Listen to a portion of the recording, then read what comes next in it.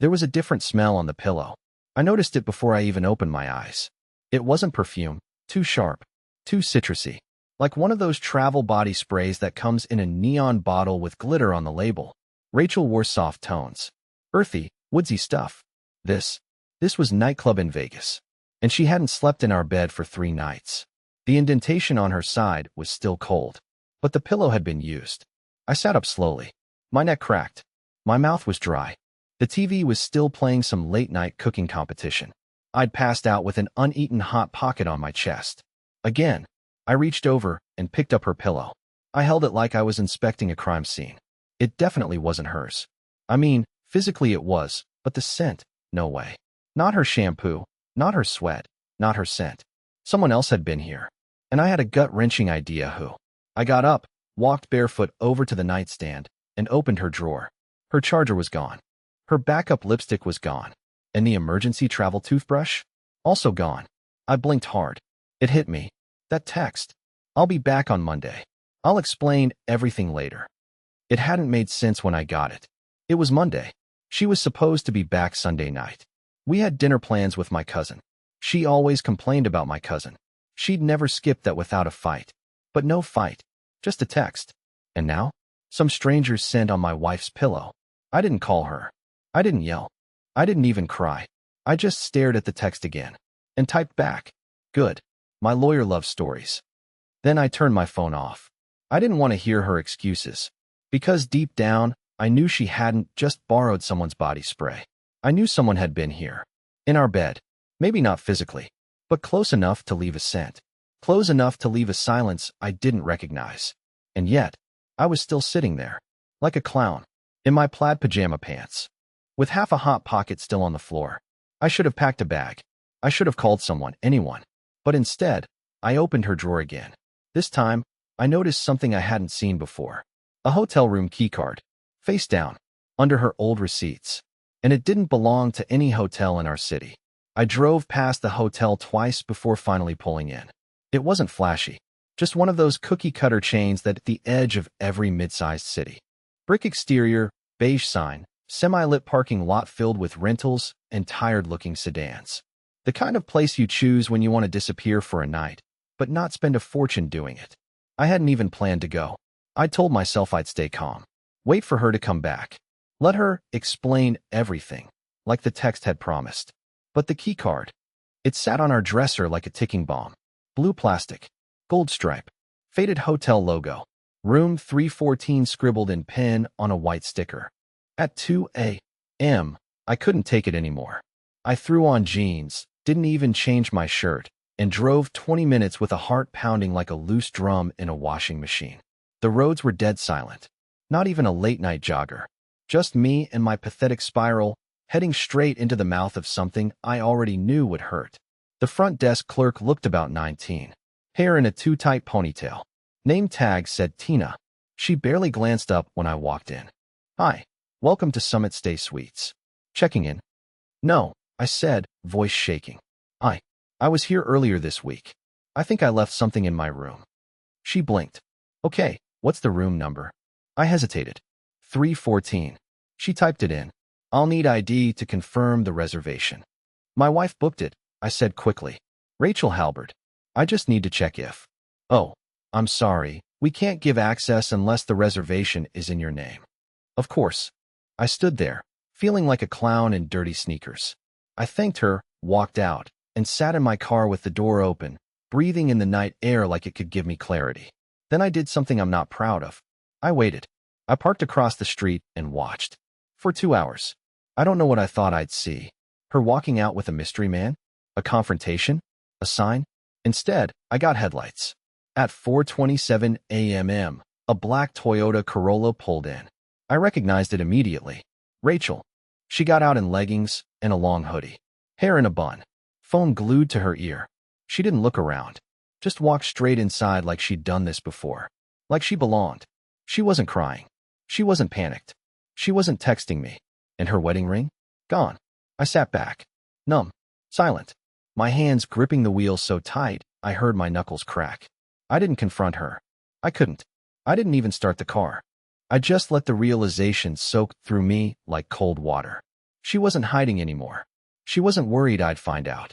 She was done pretending. I drove home in a daze. The sky was starting to tint that early morning purple. Birds were already chirping. I hated that. I hated how the world just kept going like I hadn't just watched my marriage unravel in a Holiday Inn parking lot. When I got home, the house felt wrong. Her scent still clung to the hallway. Her hairbrush sat on the counter. But it was all leftovers now. Like after a party no one wanted to clean up. My phone buzzed again. A new voicemail. Her voice hurried, slightly out of breath. Nolan, please, just don't do anything. I'll explain everything when I get back. You're overthinking this. Just wait for me, please. I wanted to laugh, or scream, or smash something. But instead, I just hit delete and whispered to myself, if I'm overthinking, why do you smell like someone else's body spray? Monday morning came dressed like nothing had happened. Sunlight cutting through the blinds, neighbor's dog barking, mail truck crawling by. The same routine world I'd always lived in, except I couldn't stop glancing at the driveway every 10 minutes. I'd been up all night, replaying that image of Rachel walking into the hotel like she belonged there. I told myself maybe she'd knock on the door and everything would come spilling out. The lies, the excuses, the tears, the part where she'd say she was sorry, and somehow, stupidly, I'd believe her. But when her silver Corolla finally rolled in, my chest didn't fill with relief. It went hollow. She parked crooked, sat there for a moment like she was practicing a story. Then the door opened, and she walked in as if nothing was wrong. No guilt, no panic. She even smiled, that fake soft one people use at funerals. You're up early, she said, setting her keys down on the counter. Didn't sleep, I answered. I could feel my throat tightening. Long drive from Omaha? That got her. Her hand froze mid-motion. Just a second, but enough for me to see it. The flicker of alarm before she covered it with a laugh. It was fine. Traffic was crazy, though. Omaha's a 3-hour drive, I said quietly. Traffic doesn't turn it into 3 days. She blinked, eyes darting toward her suitcase, which she'd placed carefully by the wall. I noticed it wasn't zipped all the way. Something red peeked out. A hotel towel, maybe a robe. I didn't move closer. I didn't want to confirm it. Then her phone buzzed on the table. She lunged for it too fast. I saw the name flash for half a second. Eli. No last name. Just Eli. My stomach twisted. You should answer, I said. Wouldn't want him to think you're ignoring him. Her face drained of color. Nolan, it's not what you think. I think you were in room 314 at Summit Stay Suites. My voice cracked on the words. I think you've been lying to me for months. And I think you used the same pillow someone else's cologne was on. She didn't deny it right away. That was the worst part. There was this pause, that long, deafening moment where you can see the truth folding inside their eyes like paper burning in slow motion. Then she tried to grab my hands. It's not like that, I swear. It's complicated. Complicated. I laughed, but it came out broken. That's what you text when you're late for dinner, not when you vanish for a weekend and come back smelling like another man's skin. Tears started building in her eyes, but I didn't believe them. Rachel was good at crying on cue. She'd done it once when she got out of a speeding ticket. She knew the power of soft eyes. I didn't want to hurt you, she whispered. You already did, I said. The silence that followed was unbearable, the kind where even the refrigerator hum feels like judgment.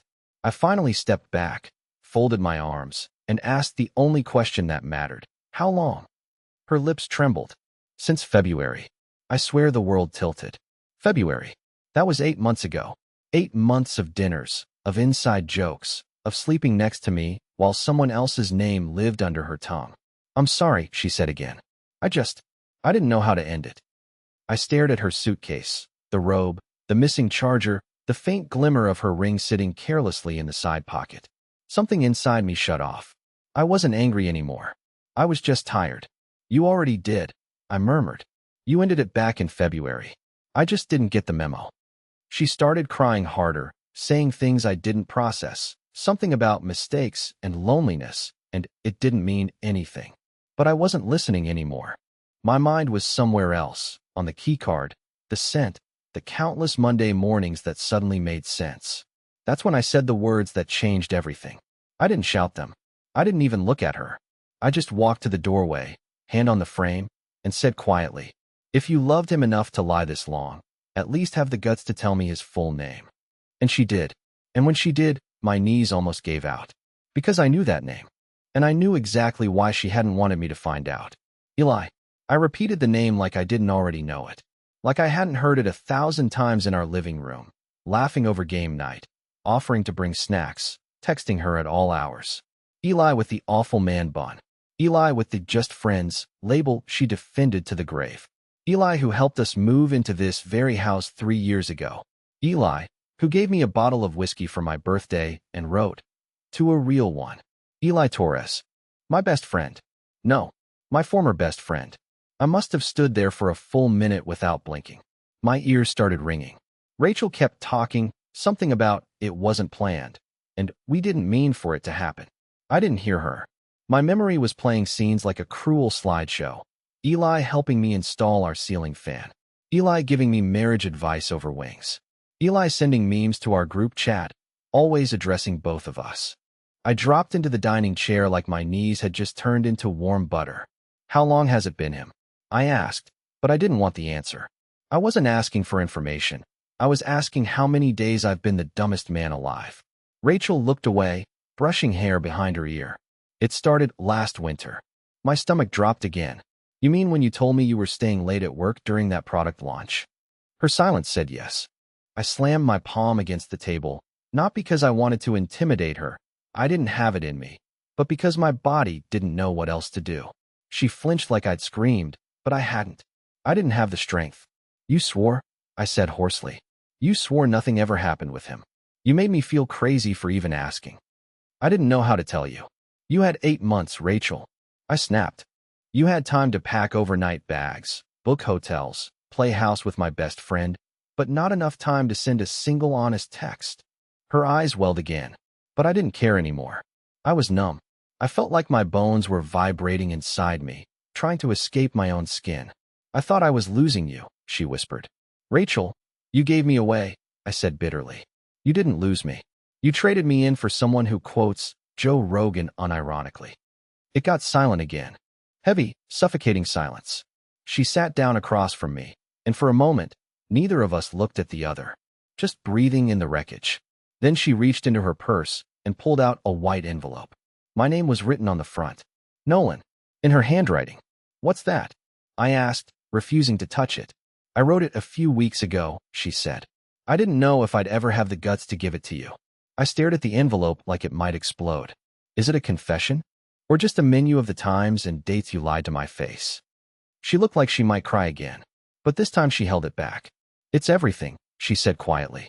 Everything I couldn't say out loud. I snatched it from her and held it for a second. Then I tucked it into the drawer without opening it. I wasn't ready. Not yet. Where is he now? I asked. She hesitated. Work. Of course, I scoffed. Back to normal. Just another Monday for Eli, huh? Breakfast burrito and betrayal. She tried to reach for my hand. I pulled it away. I need time, I said, almost choking on the words. I need you out of this house tonight. Her eyes widened. Nolan, you slept in a motel with him and came back to my bed. I hissed. You don't get to decide where I sleep. For a second, I thought she might argue, but she didn't. She nodded. Quiet. Heavy. She stood up, grabbed her keys, and walked out the door without saying goodbye. No suitcase. No fighting. Just gone. And I sat there alone in the quiet, with the envelope still sitting in the drawer, and my mind playing every moment Eli had smiled in my face. That night, I opened our wedding album. Page by page, I looked at a life that never actually existed. A lie we both dressed up in tuxedos and flowers. And then I made a decision. This wasn't going to end in silence, or pity, or her getting away clean. If Rachel and Eli wanted a story, they were going to get one. And it was going to start with a very public introduction. I didn't leave the house for 3 days. I showered once. I microwaved a casserole Rachel had frozen last month, then threw it away after one bite because it tasted like lies. I tried sleeping on the couch, but kept waking up in pools of sweat, heart racing like I was still watching her walk into that motel. Every time I closed my eyes, I saw Eli's stupid man bun. I heard his fake laugh. I remembered the time he helped me build the fire pit in the backyard and joked about stealing Rachel someday. I'd laughed with him. What a joke. On the third night, I stood in the bathroom mirror staring at myself. Eyes red, lips cracked, shirt inside out. I looked like someone who'd been hit by a car and left on the shoulder to rot. I splashed water on my face, wiped the fog from the glass, and whispered, "You're not the victim anymore." And that's when it started. Not some grand Hollywood revenge plan. I didn't smash windows or flatten tires. No, mine was quieter, colder, crueler. Because if there's one thing I learned in insurance claims, it's that paperwork ruins lives. So I made a guest list. No, not for a party. For a dinner. A celebration. Rachel's birthday was coming up. She told everyone we were doing something small this year. No one was expecting an invite. So when I created a fake email address and sent out formal digital invitations titled Rachel Halbert's Surprise Milestone Birthday Dinner, people were shocked and intrigued. Her coworkers, her boss, her parents, a few of our mutual friends, and Eli. I even CC'd his girlfriend, the one he still hadn't broken up with according to Instagram. That's right, the snake had a side of his own. I set the dinner for a week out, booked a local Italian place with a private room, and prepaid the deposit. I didn't plan on eating. I planned on talking. On Wednesday morning, Rachel came by to pick up more of her stuff. She had the decency to knock.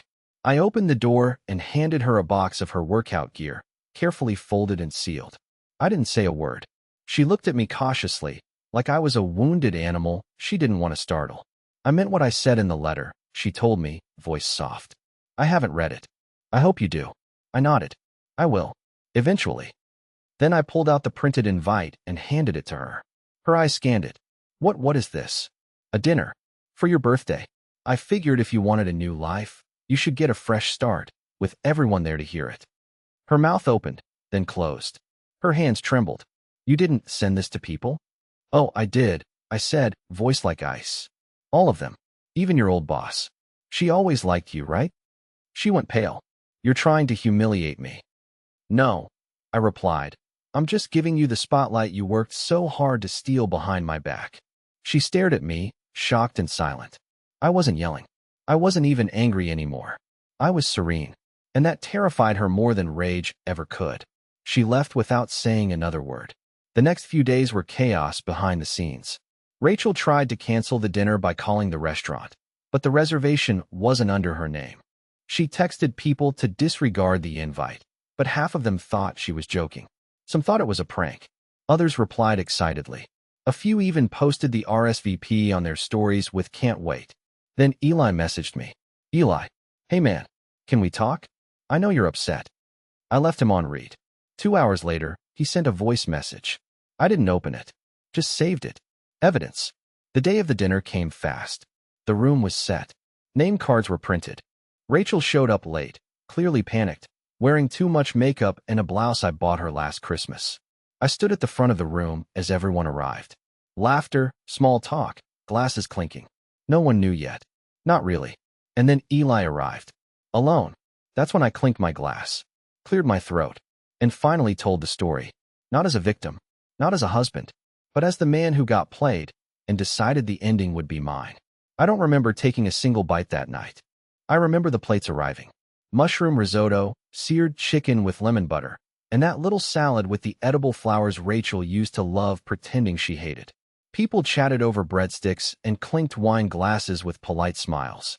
No one knew what was about to happen. Not yet. The restaurant's private dining room had one of those fake fireplace mantles and an awkward chandelier that flickered like it was trying to wink.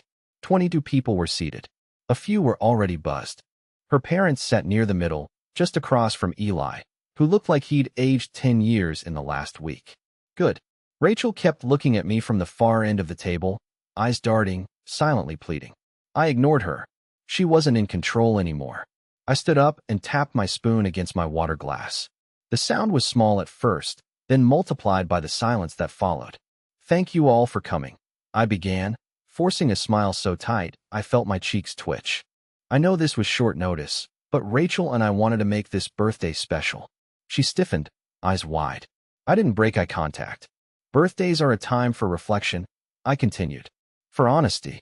For celebrating not just age, but growth. And nothing says growth like stepping out of old lies and into new truths. There was a polite laugh from the end of the table. Her coworker, I think. It died quickly. Over the past few years, I've had the honor of watching Rachel grow into an incredible woman, I said. Strong, brilliant, driven, and I'd like to thank someone else tonight. Someone who's been quietly supporting her behind the scenes in ways I never imagined. Rachel's shoulders tightened. Eli froze with his fork halfway to his mouth. Eli, I said, turning toward him. Stand up. He didn't move. Come on, I said softly. Don't be shy. You've earned this. People began to shift in their chairs. Someone whispered. Rachel shot up from her seat. Nolan, stop. But I didn't. I looked Eli dead in the eye and said, Tell them. Tell the room how long you've been sleeping with my wife. Gasps. Real gasps. The kind you hear in movies and think are fake until they happen in front of you. Her mother dropped her fork. Someone spilled wine. Eli's face turned a color I've never seen on a human being. Rachel looked like she might faint. I'm sorry, he muttered, but no one heard him. What was that? I asked. Louder. They didn't catch that. Rachel stepped forward, tears already spilling. Nolan, please. I shook my head. No, you don't get to cry now. You've been rehearsing this lie for months. Don't ruin the finale. People started looking at each other. Some stood up. Her father demanded answers.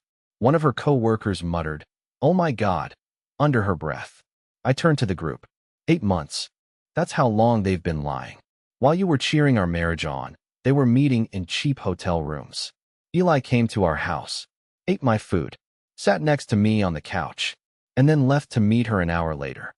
Eli sat down, or collapsed, hard to tell. Rachel tried to speak again, but I raised my hand. No more stories. No more gaslighting. No more guilt tripping me into thinking I was paranoid. I was right. Every late-night text. Every client dinner. Every cold kiss. She shook her head. I never wanted to hurt you. But you did, I said calmly. And now everyone gets to know. You didn't just cheat on your husband. You stabbed your friend in the back. And you did it with someone who wears cargo shorts in the winter. Someone laughed, one of her friends. It broke the tension like glass shattering. Rachel turned and ran from the room. Eli followed. Of course. The rest of us sat in stunned silence. Then I sat down, ate a single bite of risotto, and toasted my glass to no one in particular. To healing. The room eventually emptied. Her father apologized. Her mother couldn't look at me. People said awkward goodbyes. I stayed till the very end, alone in the glow of fake firelight, the remains of a life I didn't ask to lose. But something strange happened on my way out. A hand on my shoulder, one of Rachel's co-workers. Dana. Quiet. Bookish. I just wanted to say, she said gently, you were brave. I smiled. Just barely. Thanks. You know, she added, Eli hit on me once. At the Christmas party, said Rachel, and you were basically open. I thought he was lying. He was, I replied. But now, at least, everyone knew. 3 days after the dinner, I started getting messages from people I hadn't spoken to in years. High school classmates, a distant cousin in Arizona, even my old coworker Gerald who once called Rachel too polished to be real. Their messages all started the same way. Hey, I don't want to pry, but followed by a link. Rachel had gone viral. Not in a big way. Not millions of views. But enough. She'd posted a 2-minute video on Facebook. I wasn't tagged. I wasn't named. But she didn't have to. The camera was angled to catch the golden afternoon light. Her voice soft, broken. No makeup. Slightly red eyes. Just her, in a sweater I'd bought her during a trip to Asheville, sitting on a beige couch we'd picked out together, telling the world her version of what really happened. She didn't call it cheating. She called it emotional displacement. She didn't say affair. She said a misguided search for validation. She didn't say Eli's name. She called him someone I leaned on when I felt unseen. And she never once admitted the timeline. She made it sound like the motel incident was the beginning, not the finale. But the kicker? She said I had publicly humiliated her at a dinner designed to help us heal. I watched the video 3 times, each time clenching my jaw so hard my molars ached. She'd weaponized ambiguity, and she knew exactly what she was doing. Her comment section was filled with sympathy.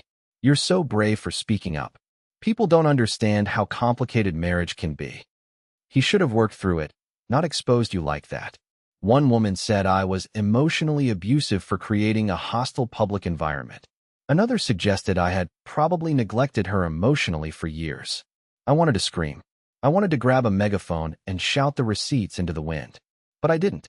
Instead, I got strategic. I printed screenshots. Her motel booking confirmation, still in the trash folder of our shared Expedia account. Photos of the receipt left in her gym bag with a checkout timestamp that made her Omaha retreat story collapse. Texts Eli had sent me last year that now read like dark jokes. Then I spoke to a lawyer. Not to sue. Not yet. Just to understand the rules of the game she'd decided to play. We went through the letter she'd written me, the one I still hadn't opened. Turns out, she wasn't just confessing in it. She was planting seeds. Half-truths. I never felt emotionally safe, she'd written. I worried my voice didn't matter. Carefully worded phrases that sounded like pre-litigation positioning. She was preparing to ruin me, if I didn't fold. But here's what Rachel didn't know. I'd already drafted a reply. I didn't post a video. I didn't cry on camera. I didn't beg for understanding. I sent one email. Just one. To her boss. I forwarded the screenshots. The hotel record. The voicemail she left after I discovered the affair, panicked and cornered, saying, "Please don't tell my team. They'd never forgive me." I included a short note. I thought you should know the truth about who's representing your company at conferences. Because if she's willing to lie to the people who trusted her most, I imagine she won't stop there. Professional. Cold. Not bitter. Just facts. Within 24 hours, Rachel took the video down.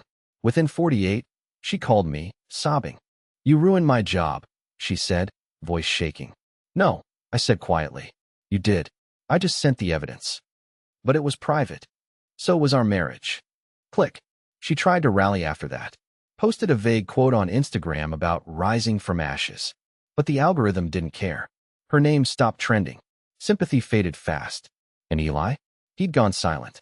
No likes. No comments. Radio silence. But me? I was just getting started. Because when I finally reopened the drawer with her letter, I found something else underneath. Another envelope. This one wasn't addressed to me. It was addressed to Eli. And what was inside it changed everything I thought I knew about the affair and her endgame. The envelope was thinner than the one she'd left for me. Sloppier handwriting. Almost like she didn't care if it was opened. It was tucked behind a stack of tax forms in the drawer, probably forgotten. Or maybe she knew I'd eventually find it. Either way, when I saw his name on the front, Eli, something inside me snapped back into place. I didn't hesitate. I opened it. There were only a few lines. No dear, no sincerely, no love. Just messy, rushed handwriting on stationery we bought at a farmer's market last fall. I don't know if this will matter by the time you read it. I keep thinking we'll figure it out, but I'm not stupid. You're not leaving her. You were never going to. You wanted the escape, not the commitment. I was your risk, your distraction, your thrill. And now I'm wreckage. If Nolan finds out, and he will, don't bother texting. We're done. That was it. No romance. No apologies. No poetry. Just truth. And with that, the narrative she'd been building, the teary-eyed, misunderstood wife trying to heal, collapsed. She wasn't just a cheater. She was the side piece in her own affair. She gave up a marriage for a man who never planned to stay. I stood in the quiet of my kitchen, her letter shaking slightly in my hands, and I didn't feel rage. I didn't feel broken. I didn't even feel smug. I felt free. Not the kind of fake freedom people post about online. I mean real freedom. The kind that feels like taking off tight shoes you forgot were hurting. I burned the letter. Not out of pettiness. I just didn't want it in the house anymore. Over the next week, I began to rebuild. I unfollowed, unsubscribed, deleted photos without crying. I returned the wedding album to her parents' doorstep in a sealed box marked, "You might still believe this." I called my cousin, the one we dished for dinner the night Rachel disappeared, and asked if he still needed help renovating his deck. He did. Manual labor felt good. Honest. Nothing to lie about when you're swinging a hammer. Eli? Never heard from him again. Rachel tried, once. She sent a long text. "I'm sorry for everything. I really am. I wish I'd been stronger. I hope someday you'll be okay." I didn't reply. Not because I hated her, but because she didn't need my forgiveness to move on. And I didn't need her apology to heal. 6 months later, I went on a real date. With someone who didn't check her phone 5 times during appetizers. She asked me what I did for fun. I told her I'd recently learned how to rewire a ceiling fan, and she laughed like it was actually impressive. She didn't ask about Rachel. She didn't need to. I don't know where this is going. I don't expect perfect. But I know now what I didn't know back then. Sometimes the worst kind of heartbreak doesn't shatter you. It sharpens you. It reveals you. And if you let it, it sets you free. So yeah, my wife texted, "I'll be back on Monday. I'll explain everything later." And I replied, "Good. My lawyer loves stories." But what she didn't know is that I would be the one writing the ending. And it wouldn't be a tragedy. It would be the start of something real.